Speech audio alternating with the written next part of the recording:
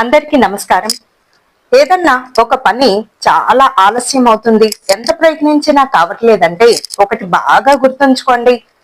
ప్రతి ఆలస్యం వెనుక ఒక అద్భుతం జరుగుతూ ఉంటుంది. సులువైందైతే చాలా త్వరగానే మన దగ్గరకు చేరుకోగలుగుతుంది కదా. ఏదో అద్భుతమైనది, ఎవ్వరు పొందలేనటువంటిది మన దగ్గరకు చేరుకోగలిగేటటువంటి ఒక యోగం గనక మన ఖాతాలో ఉంటే, మన ఖాతాలో మన రాతలో గనక ఉంటే, ఎంత ఆలస్యమైనా ఒక పని జరగాలి అని రాసి పెట్టుంటే భగవంతుడు ఏ రకంగానైనా అది జరగడానికి అన్ని రకాలుగా సహకరిస్తూ ఉంటాడు.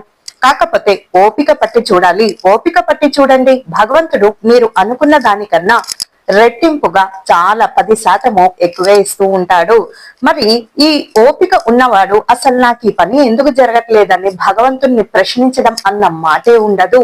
అలా నిరీక్షిస్తూ భగవంతుని మీద భారం వేసి, స్వామి నీదే భారము, నాకేం కావాలో నీకు తెలీదా అని భగవంతుని మీద భారం వేస్తూ, నీకై రాసి పెట్టినటువంటి ప్రతిదీ నీ చెంతకు చేరుతూ ఉంటుంది. మీకు ఇష్టం ఉన్నా లేకపోయినా, మీకు కావలసిన అక్కర్లేకపోయినా, మీకు ఏదైతే మీ ఖాతాలో ఉంటుందో తప్పకుండా మీ దగ్గరకు చేరుతుంది. కాస్త ఓపిక పట్టి చూడాలి.